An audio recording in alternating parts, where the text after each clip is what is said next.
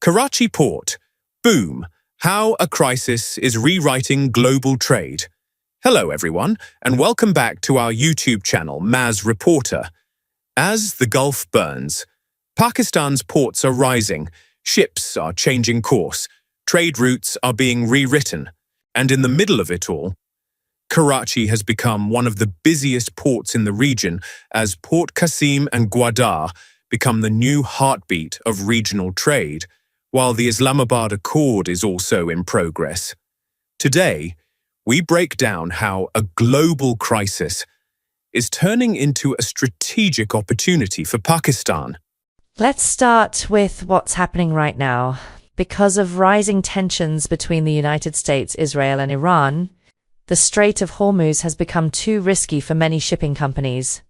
This narrow waterway normally carries about 20% of the world's oil and gas, but today, there are threats of attacks, restrictions, and escalation. So, shipping companies are doing something dramatic. They are avoiding traditional hubs like Dubai and Oman and redirecting cargo to Pakistan. Now, here's where it gets shocking.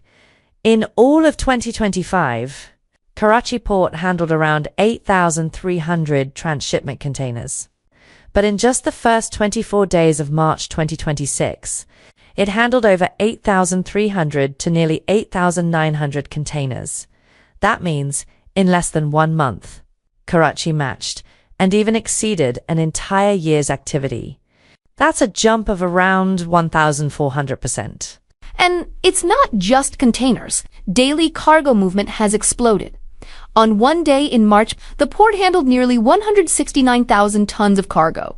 Last year, the same day handled just 57,000 tons. Ships are lining up.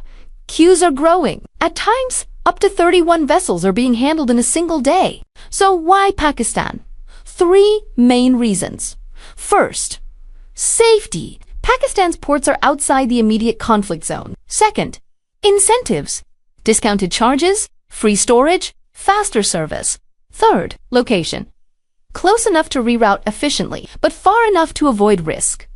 For shipping companies, it's the most practical alternative right now. And it's not just Karachi. Port Qasim is also booming. One terminal alone recently handled over 4,300 containers, a massive jump of more than 2,300%.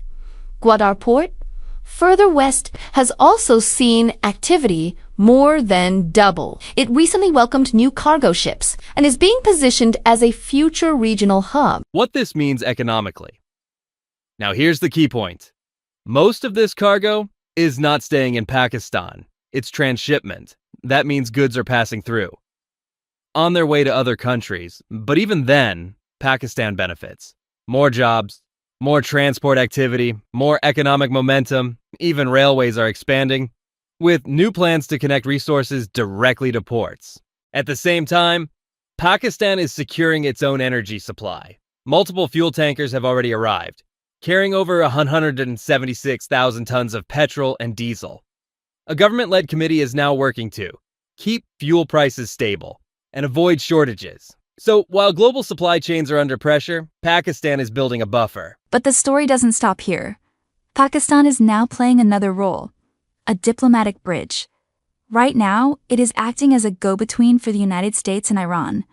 This effort is being called the Islamabad Accord. The proposal has 2 phases. Phase 1, an immediate ceasefire to reopen the Strait of Hormuz. Phase 2, a broader peace agreement within about 15 to 20 days. This could include sanctions relief, oil trade normalization, and long-term regional security arrangements. But it's not that simple. Iran has already responded, rejecting a temporary ceasefire. Instead, it wants a permanent end to hostilities, reparations, and stronger control over Hormuz. The United States has called this response significant, but not enough. So what we're seeing right now is something rare. Pakistan is gaining ground on 2 fronts at once.